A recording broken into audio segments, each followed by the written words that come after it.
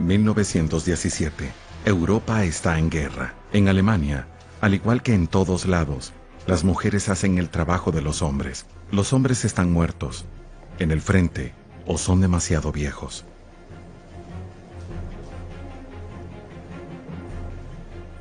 En una estación del subterráneo de Berlín, unos cuantos soldados afortunados que lograron obtener licencias encuentran viudas y prometidas, quienes aún sonríen para la cámara.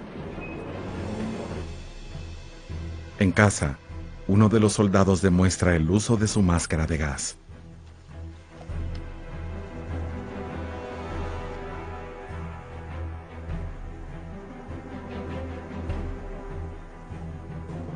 Trajo un regalo magnífico, un tesoro. Es una banana. Es una golosina inusual en este país empobrecido. Tantas personas mueren de hambre como resultado del bloqueo naval británico. Alemania está en descenso hacia el apocalipsis. Apocalipsis, la Gran Guerra.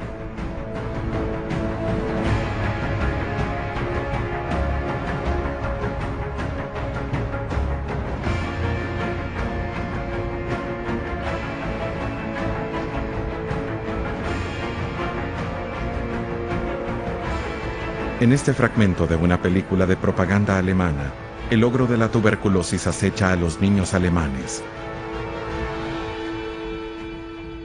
Las raciones de alimentos se reducen a 1000 calorías por día. Durante el curso de la guerra, más de 400.000 civiles alemanes mueren por la desnutrición.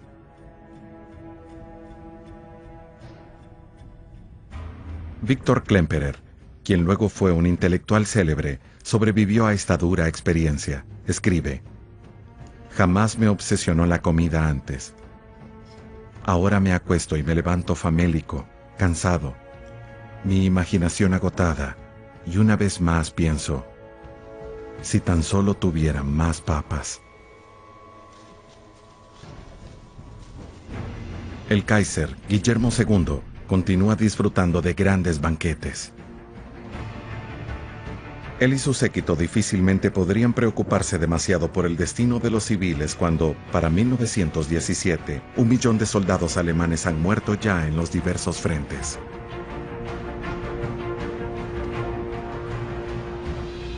El Dr. Suckau de Frankfurt escribe un reporte.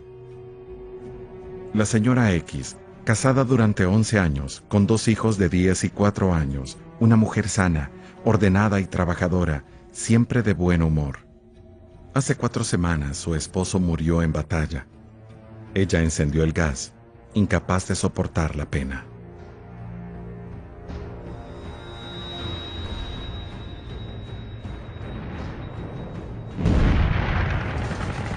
En las trincheras, después de 3 años, los hombres están desesperados por ver el fin de la guerra y están llenos de ira. Episodio 4. Ira.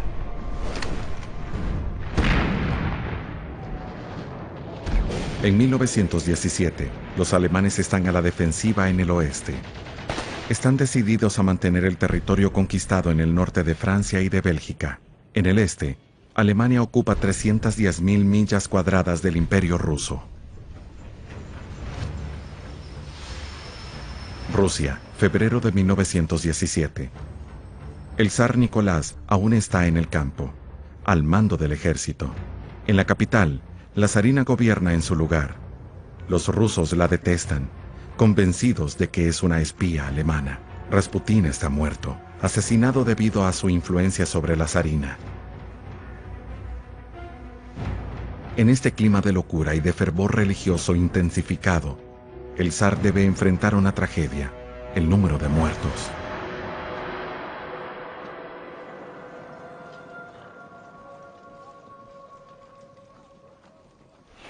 Abre una fábrica de prótesis en Kiev, pensada para apaciguar a los muchos amputados del país. En lugar de eso, simboliza un régimen incapacitado.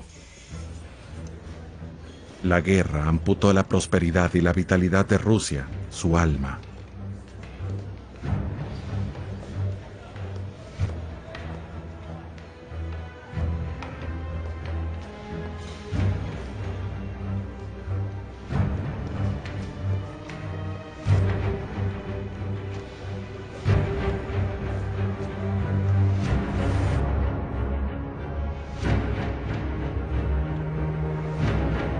El ejército ruso empieza a amotinarse. Muchos soldados abandonan sus puestos para unirse a sus esposas, quienes se manifiestan en San Petersburgo en contra de la guerra, la hambruna y la pérdida de sus esposos. Se les unen los estudiantes y los obreros. Es el principio de la Revolución Rusa. En la capital rusa, la guarnición del ejército responsable por mantener el orden civil se une con los rebeldes. Las mantas proclaman: el pueblo y el ejército unidos. Paz. Larga vida a la República. Y abajo con el antiguo régimen. En marzo de 1917, Nicolás II abdica. Aquí lo vemos filmado por última vez con sus 4 hijas, las grandes duquesas, y con su único hijo y heredero, el zarevich Alexei, un hemofílico demasiado frágil para reinar.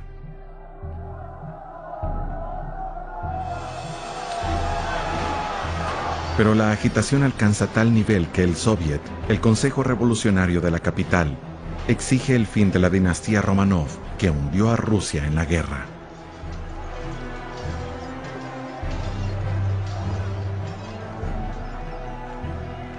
Un gobierno provisional moderado, dominado por el socialista Alexander Kerensky, considera permitir que el zar depuesto viaje al exilio. Nicolás, bajo arresto domiciliario, solicita asilo político a su estimado primo Jorge V, rey de Inglaterra.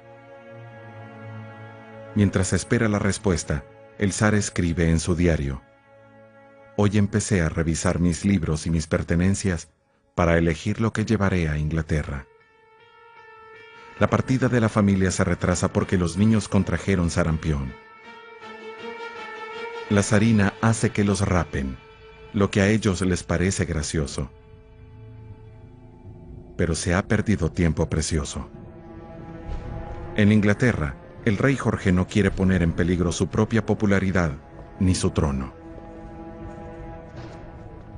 El temor del contagio revolucionario espanta al gobierno británico. Jorge V abandona a su estimado primo, quien tanto se le parece.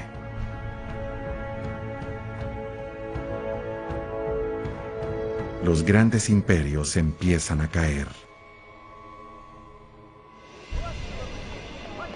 En Rusia, ¿pondrá fin a la guerra la revolución? No, porque Kerensky, a la cabeza del gobierno provisional, necesita la ayuda de sus aliados británicos y franceses. Él también aviva las llamas del patriotismo.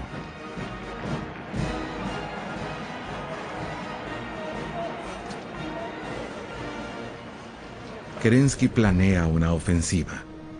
Espera que una victoria una al pueblo ruso alrededor de su régimen democrático y republicano.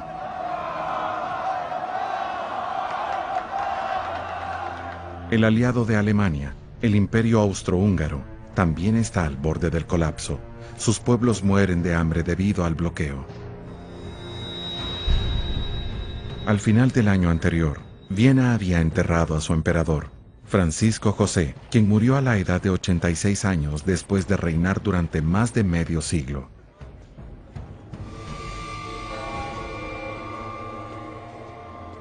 Vivió lo suficiente para ser testigo del desastre que ayudó a desatar después del asesinato en Sarajevo en 1914.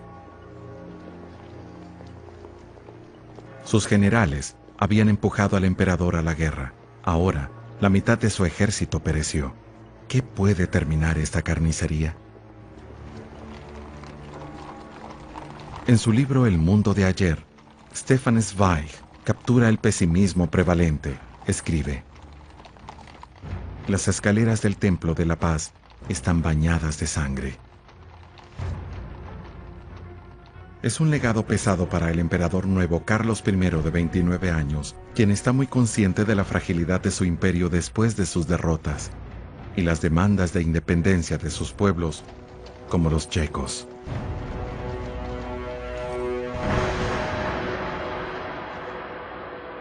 Carlos sirvió en el frente. Odia la guerra. Se opone a la táctica de ataques inútiles con un costo terrible en vidas humanas. Él y su joven esposa, Zita, son católicos devotos. Lo que quiere principalmente es hacer la paz. Le teme a las llamas revolucionarias que se propagan desde Rusia. Dice, las olas de agitación revolucionaria arrasarán con todo. Si los monarcas no hacemos la paz, los pueblos la harán por encima de nuestras cabezas. En marzo de 1917 envía una propuesta secreta de paz a París, que interesa a Francia y a Inglaterra. Pero Carlos rehúsa hacer concesiones a Italia, y las negociaciones fracasan. En Alemania, el Kaiser hace su propia propuesta para terminar con las hostilidades. Sugiere que todas las partes en conflicto acepten el status quo. Alemania se quedará con el territorio conquistado, Bélgica, el norte de Francia y, por supuesto, Alsacia y Lorena. Francia rechaza categóricamente la propuesta de paz de Alemania. Esto solo endurece la posición de los militares alemanes, liderados por el capitán de campo, von Hindenburg. A partir de este punto, con el mando total, el verdadero amo de Alemania, el general Ludendorff. En Berlín, a Ludendorff le preocupan las huelgas y la agitación social que parecen imitar los eventos en Rusia. Las fábricas de municiones han funcionado durante los últimos 3 años con mujeres exhaustas y con soldados quienes ya no pueden servir en el frente.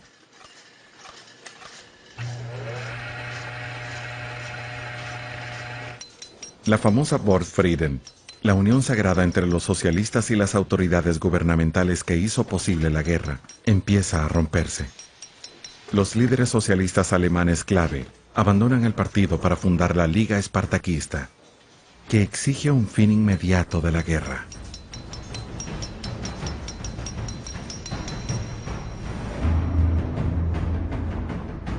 Ludendorff solo ve una solución: una victoria alemana lo más pronto posible, poner a Inglaterra de rodillas con lo que él llama guerra submarina irrestricta.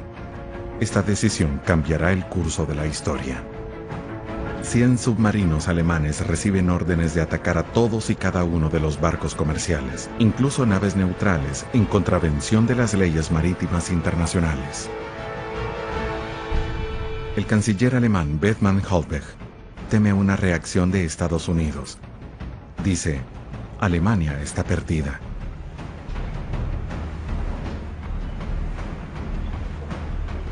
Los Unterseeboote, los submarinos, reciben la orden de disparar sus torpedos a cualquier barco que brinde provisiones a Inglaterra, incluso los estadounidenses.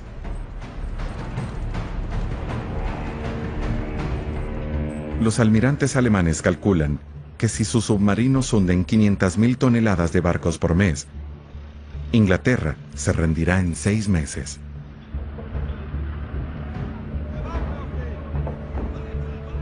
Inicia la primera batalla del Atlántico.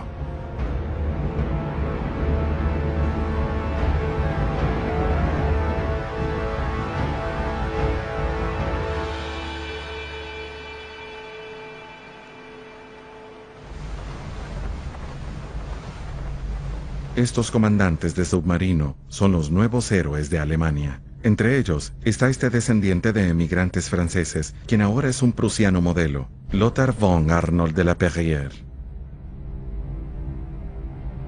Su submarino, el U-35, es la estrella de una película de propaganda que glorifica sus hazañas. Toma con orgullo el famoso registro de barcos de Lloyd, que lista todos los barcos comerciales y tacha su última presa.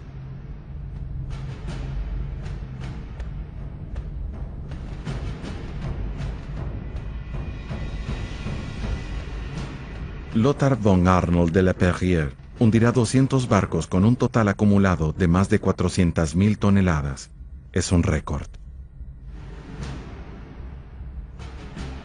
Escribe: habría preferido luchar contra el enemigo en batallas navales verdaderas en lugar de destruir barcos desarmados. Pero nos aseguramos de que las tripulaciones estuvieran en los botes salvavidas. Les indicamos dónde quedaba el puerto más cercano y hundimos sus barcos con nuestro cañón.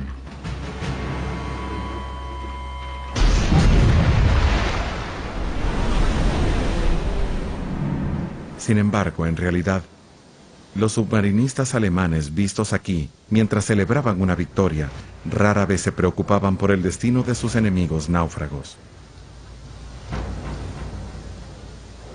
Las tripulaciones a bordo de los barcos mercantes no tienen oportunidad en contra de los submarinos alemanes que acechan bajo la superficie.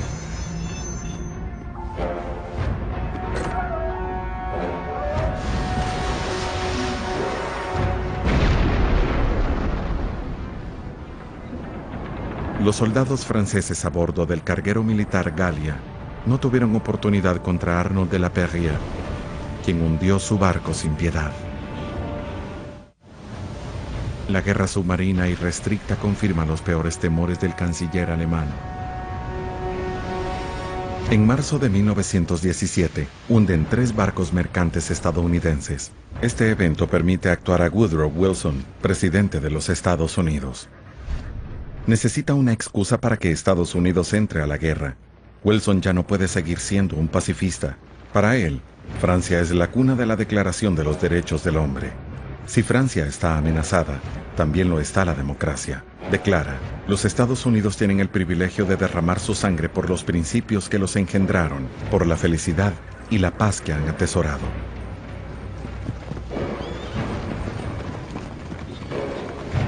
Pero no es solo por principio que desea ayudar a los franceses y a los británicos. Los dos países le deben a los Estados Unidos $2.000 millones. Esta deuda jamás será pagada si Alemania gana la guerra con su guerra submarina irrestricta.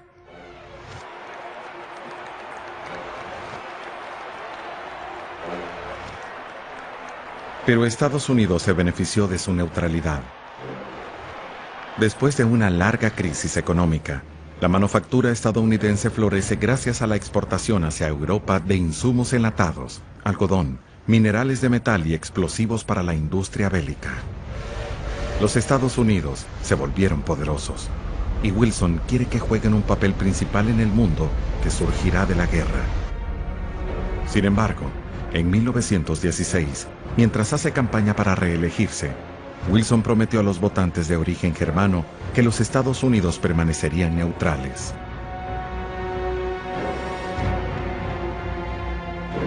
La prensa es sólidamente aislacionista y se opone a cualquier intervención militar estadounidense.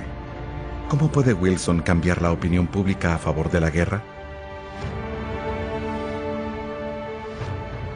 Tras los ataques con torpedos, estalla otra crisis, lo que le da munición para su posición. En el año anterior, la caballería estadounidense intervino en México después de unos actos de sabotaje a lo largo de la frontera. Wilson sospecha que Alemania está financiando a México para crear agitación en los Estados Unidos. El servicio secreto británico intercepta un telegrama alemán que le promete a México nada menos que los estados de Texas y Arizona si Alemania gana la guerra. Este telegrama le brinda a Wilson el pretexto que necesita para terminar con el aislacionismo estadounidense y para convencer al Congreso de votar por la guerra contra Alemania el 6 de abril de 1917. Los Estados Unidos se suman a la guerra contra Alemania y sus aliados. Unen sus fuerzas con el Imperio Británico, Francia y sus colonias, Rusia, Italia, Bélgica, Serbia, Grecia, Portugal y Japón. El conflicto ahora es verdaderamente una guerra mundial.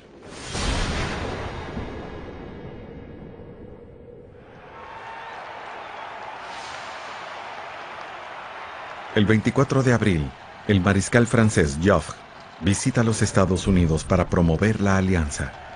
Su presencia despierta la pasión por Francia en muchos estadounidenses. En 1781, el marqués de Lafayette hizo una contribución decisiva a la guerra independentista estadounidense. Lafayette negocie. Lafayette, estamos aquí. Pronto se convertirá en el grito de batalla de las tropas estadounidenses. En Francia ya hay un escuadrón Lafayette, conformado por pilotos voluntarios. La bandera francesa ondea junto a las barras y las estrellas. La bandera británica y mantas que proclaman: el infierno es demasiado bueno para los unos. A pesar del entusiasmo inicial, de los discursos apasionados en defensa de la democracia, de los desfiles enormes y de las demostraciones impresionantes de poderío militar, los Estados Unidos prácticamente no tienen ejército. Solo 125,000 tropas, incluso 15,000 de estos infantes de marina, son sus únicos soldados reales.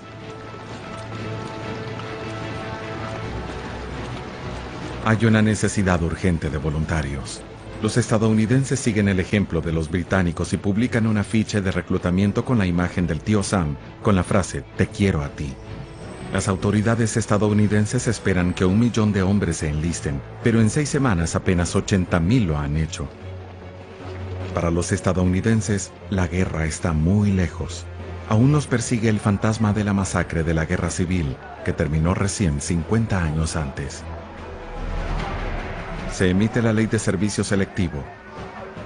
Al principio, el entrenamiento de los reclutas es rudimentario. No hay nada preparado, a excepción del temido sargento instructor. No hay suficientes uniformes. Usan rifles de madera y también cañones de utilería.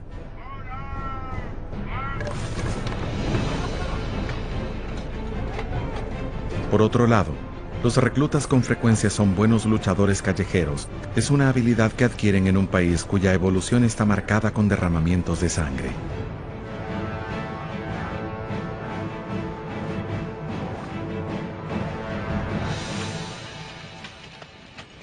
Muy pronto estos hombres se verán sumergidos en una guerra verdadera.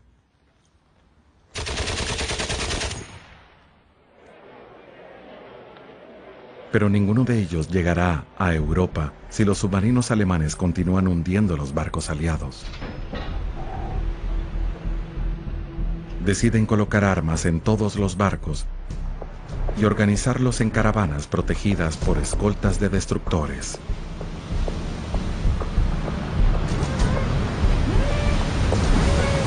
Los destructores son barcos de guerra pequeños construidos para ser veloces y maniobrables, y se entrenó a las tripulaciones para detectar los periscopios de los submarinos al acecho.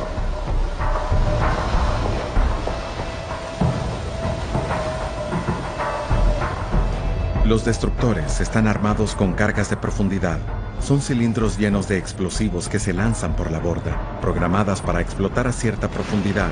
Pueden hundir un submarino u obligarlo a emerger.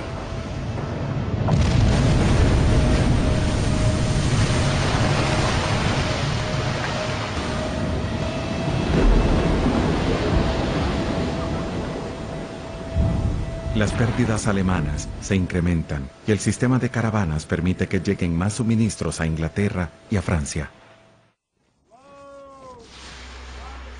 Para la primavera de 1917, Francia ha estado en guerra durante 3 años. Una ofensiva desastrosa en el norte, cerca de la aldea de Crown, en la meseta conocida como Chemin des Dames, el camino de las damas, precipitó una crisis latente en el ejército francés. Las tropas francesas no entienden por qué sus comandantes no han aprendido nada de los ataques suicidas. El general Pétain ahora es el comandante en jefe. Se sabe que se preocupa en realidad por el bienestar de sus tropas, a diferencia de otros generales. La unidad de filmación del ejército francés explota su popularidad. Lo presentan como una figura paterna benevolente en una escena dirigida a calmar la agitación entre las tropas.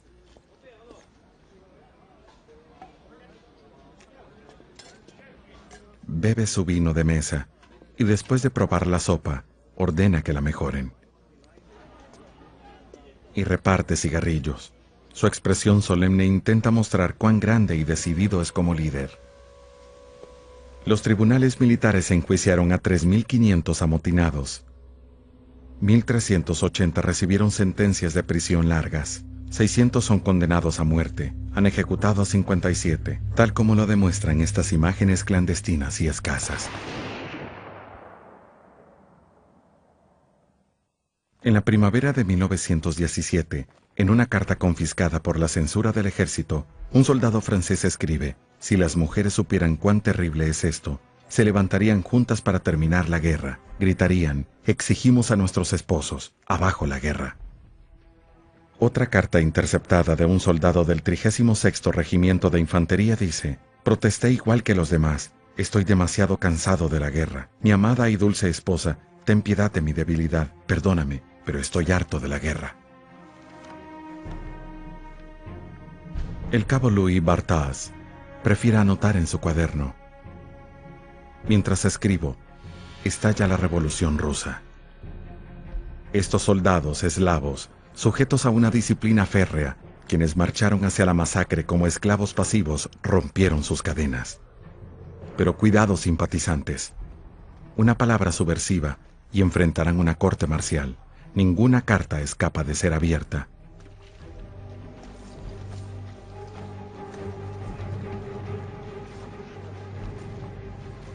La ola de motines se disuelve en la resignación, la impotencia y la falta de coordinación con otras huelgas y manifestaciones en las fábricas de sus lugares de origen. Pero el ejército francés ya no tiene fuerza para más ofensivas. El arribo de las primeras tropas americanas trae un rayo de esperanza.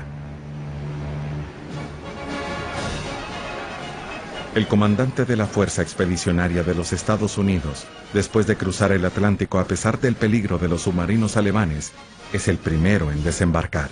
El general John Pershing, de 57 años, recién lideró la expedición militar en México. Desembarca en Bolonia el 13 de junio de 1917.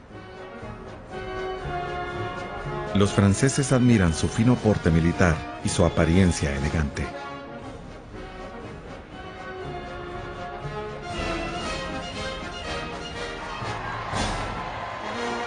Los parisienses le dan la bienvenida con esperanza, surgida de la angustia.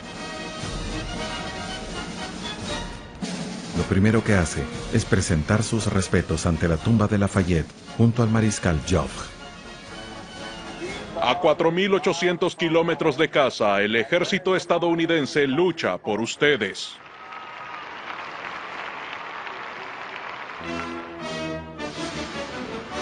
El 23 de junio de 1917, el alcalde de Saint-Nazaire publica estos avisos.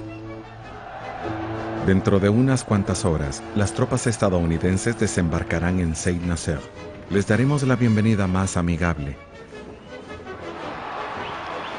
Aclamemos a nuestros aliados cuando pasen. Ondeemos banderas en su honor.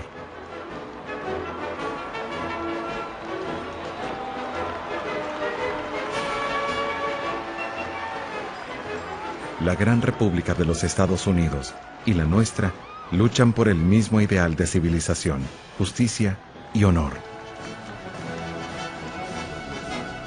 Larga vida a los Estados Unidos de América. Larga vida a Francia.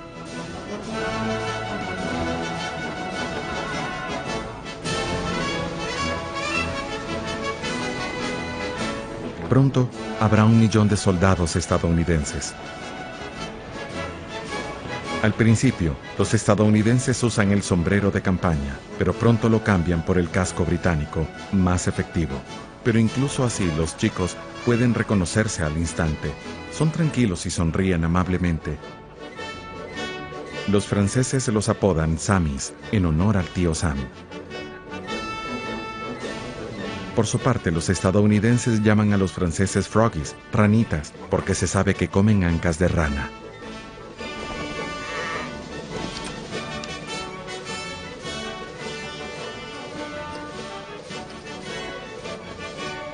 El cabo Charlie Bell, de 20 años, de Boston, Massachusetts, escribe: estas personas beben vino como si fuera agua. Los estadounidenses, quienes son demasiado jóvenes para beber en casa, rápidamente desarrollan un gusto por el vino.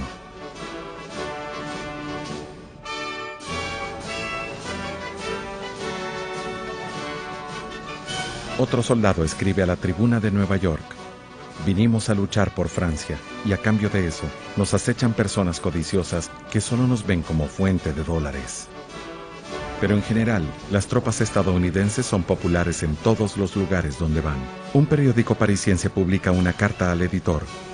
Soy la dependienta parisiense más feliz de todas, y pronto seré la mujer más feliz cuando me convierta en la señora de Robinson. Tanto los franceses como los británicos quieren obligar a Pershing a integrar a los soldados estadounidenses en las unidades francesas. Pershing se rehúsa, insiste en tener un ejército estadounidense. Y dice, nadie jamás pone vino nuevo en odres viejos. Como una concesión a sus aliados, asigna a los soldados afroamericanos a las unidades amalgamadas.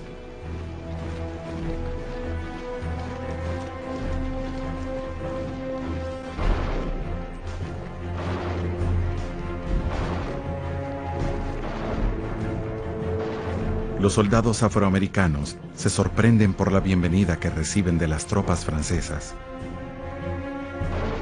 En casa, estos nietos de esclavos aún viven bajo la opresión de la segregación. Su comandante francés, el general Godbey, dice, jamás olvidaremos el heroísmo de nuestros compañeros de armas afroamericanos. Pero en el ejército estadounidense, los soldados afroamericanos usualmente se ven relegados a las labores alejadas del combate. Los instructores franceses y británicos, a quienes se encarga de mejorar las destrezas de combate de los estadounidenses, consideran deficiente su entrenamiento.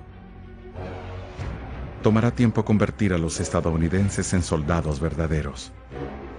También están desesperadamente escasos de equipo. Los Estados Unidos aún no pueden suplir las necesidades de sus tropas. Deben comprarle a Francia 2.500 cañones, 11 millones de proyectiles de artillería, 50.000 ametralladoras, 200 millones de balas, 4.500 aviones y, sobre todo, 235 FTs de la Renault.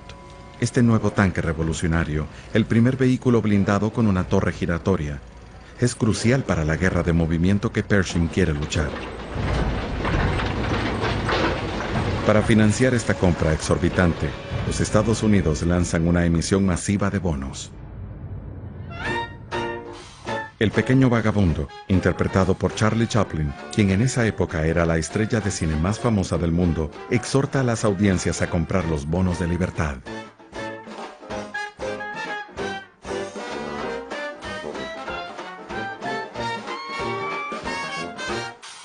Los franceses ahora ya también están acostumbrados a las solicitudes constantes para comprar bonos de guerra, al igual que los ciudadanos de todas las naciones que luchan para derrotar al Kaiser. Los cinéfilos son blancos frecuentes. En esta escena famosa, una década antes de las películas con sonido, un soldado se dirige a la audiencia directamente, mientras detrás de la pantalla un actor real dice sus líneas. Damas y caballeros, solo tengo una palabra que decirles. Suscríbanse. La guerra cuesta 50 veces más de lo previsto en 1914. Los industrialistas como Renault, Ford, Krupp y Citroën se vuelven ricos. Ubicadas en el distrito 15 de París, las fábricas de Citroën fabrican 26 millones de proyectiles. En el ruido infernal de los talleres cavernosos, mujeres mal pagadas trabajan 11 horas al día, incluso los domingos.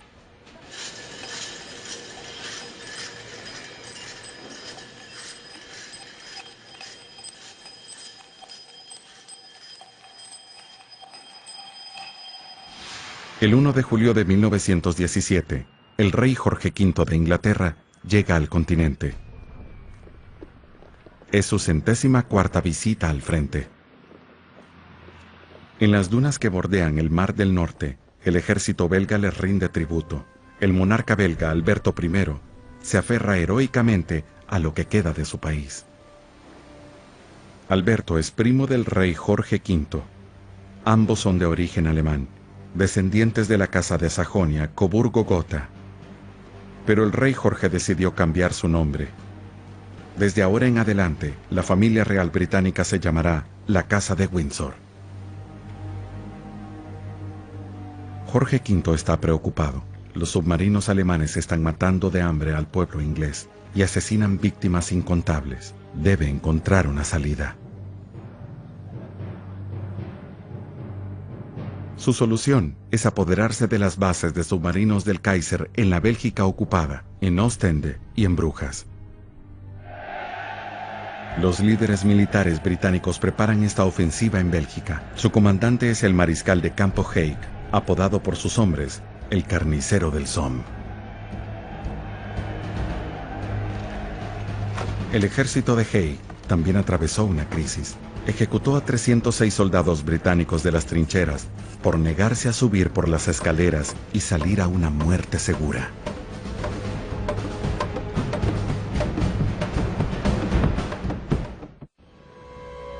En abril de 1917, en un ataque a la estratégica cordillera de Vimy, 10.600 canadienses resultaron mutilados o muertos. Las pérdidas son tan grandes que incluso es difícil conseguir reemplazos voluntarios. En Canadá, el plan de Londres de imponer el reclutamiento en todo el Imperio Británico desata disturbios.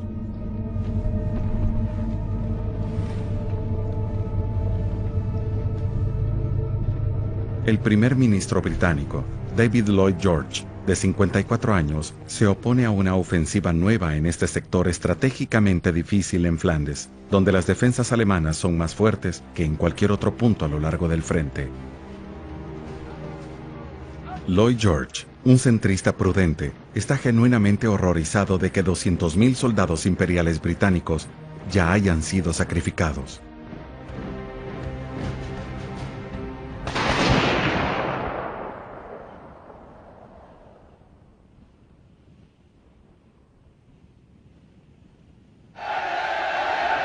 Quiere esperar a que los estadounidenses entren en acción, pero no logra convencer a sus líderes militares.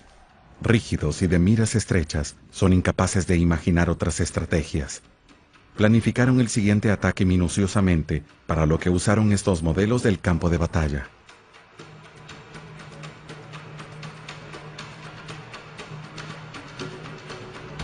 El objetivo es romper las líneas enemigas cerca de la aldea belga de Passchendaele.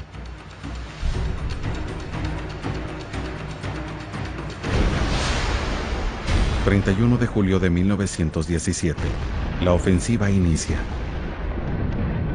Es una repetición del mismo escenario de locura intentado una y otra vez a lo largo de los últimos 3 años. Esta vez, la artillería británica desata una lluvia de 4 millones de proyectiles, 4 veces más que en la batalla del Somme.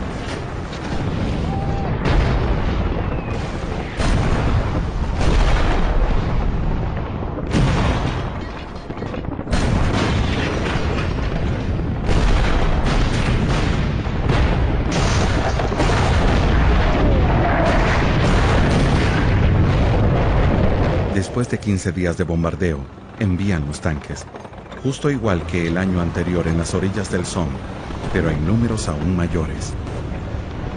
100 tanques Mark IV, monstruos de 30 toneladas equipados con 3 ametralladoras o 2 cañones.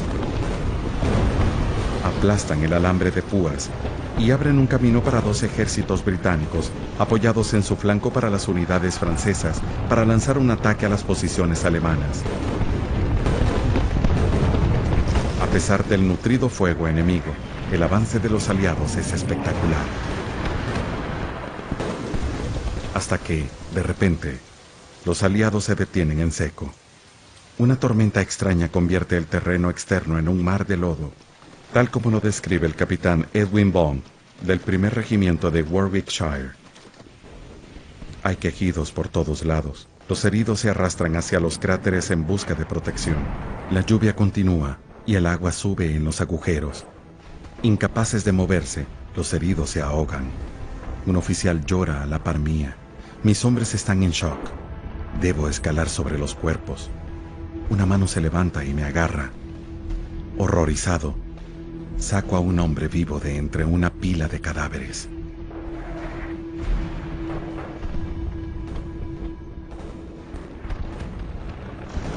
Los tanques se quedan varados en el lodo y son presas fáciles para los cañones 77 alemanes. Los alemanes despedazan los tanques inhabilitados y recuperan lo que pueden. Alemania se ha quedado sin acero para fabricar tanques debido al bloqueo de los aliados.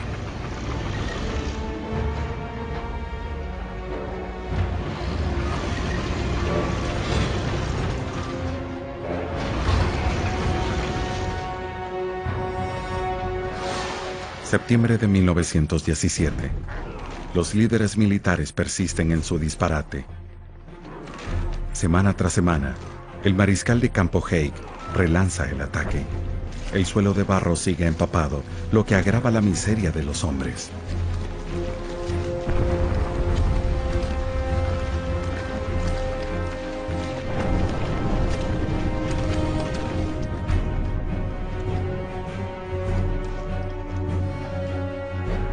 Cortaron las líneas telefónicas. Solo las palomas mensajeras pueden atravesar el granizo de las balas. Entregan las noticias espantosas a Haig, quien le resta importancia a la magnitud del desastre en sus reportes al gobierno.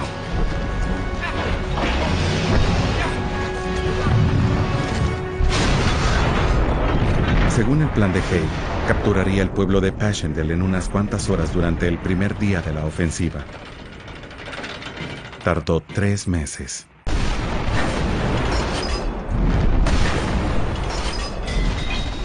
Finalmente, ocupan el pueblo después de que los canadienses libran una lucha sangrienta calle por calle.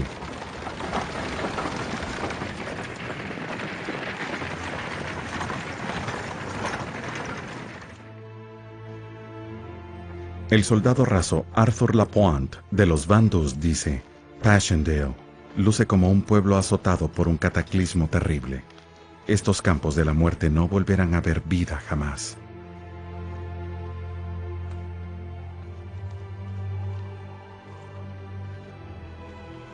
El primer ministro británico Lloyd George dice: Passchendaele por siempre se encontrará entre las batallas más grandes, más sangrientas y más inútiles de la historia.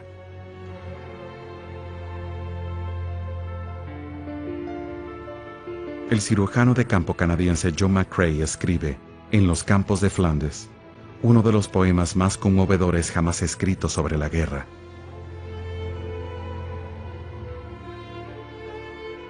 En los campos de Flandes se mecen las amapolas, entre hileras de cruces. Somos los muertos. Hace pocos días vivíamos, sentíamos el amanecer, veíamos el brillo del crepúsculo. Amábamos y éramos amados, y ahora yacemos en los campos de Flandes.